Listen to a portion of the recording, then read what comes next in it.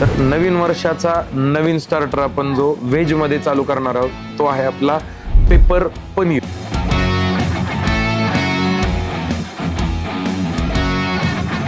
सुंदर असा स्टार्टर असणार आहे, तर त्याचं प्रिपरेशन आता आपण बघूया.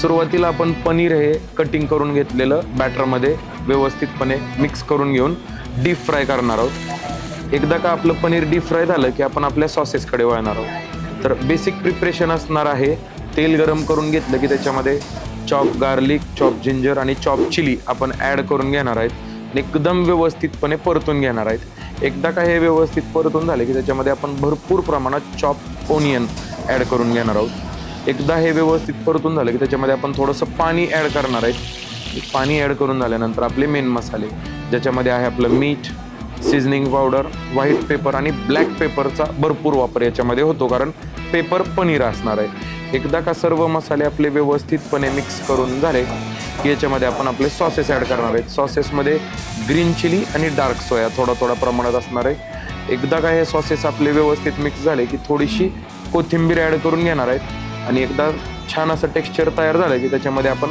फ्राईड पनीर ॲड करून घेणार आहेत. आणि अशा पद्धतीने आपली पेपर पनीर डिश तयार होत आहे.